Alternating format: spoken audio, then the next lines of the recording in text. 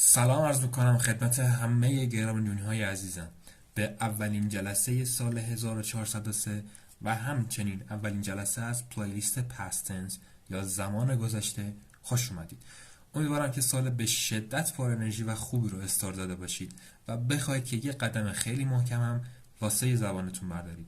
این جلسه مبحث افعال توبی زمان گذشته رو بررسی میکنیم.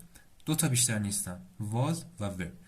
در ادامه جلسه روش منفی کردن، روش سوالی کردن و انتهای جلسه هم شورت انسر یا جوابهای کوتاه بررسی میکنیم.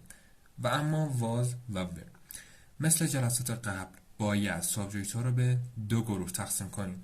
گروه اول I, he, she, it که فعل واز میگیرن و گروه دوم we, you, they که فعل ور باهاشون استفاده میشه.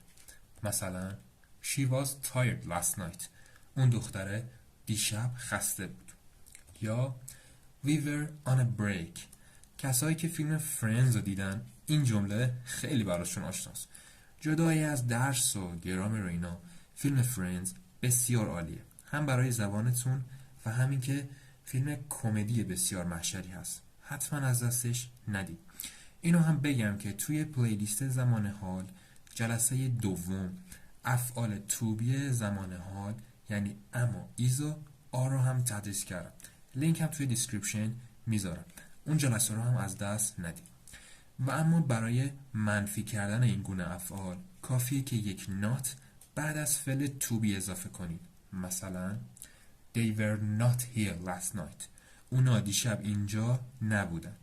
یا It was not my fault. اون تقصیر من نبود. و اما برای سوالی کردن افعال توبی دو تا راه داریم. یه راه yes no question هست که فقط کافیه جای سابجکت و فعل توبی رو با هم دیگه عوض کنیم. یعنی فعل توبی رو اول جمله بذاریم. Was your exam difficult? آیا امتحان تو سخت بود؟ راه دوم WH question ها هستن. برای این گونه سوال هم یه WH question اول کار میذاریم. بعدش فعل توبی و انتهای کار هم subject. مثلا Why were you angry? چرا تو عصبی بودی؟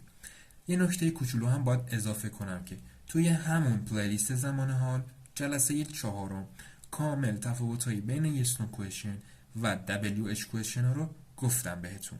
6 تا از WH question های خیلی پرکاربرد هم اونجا تدریس کردم.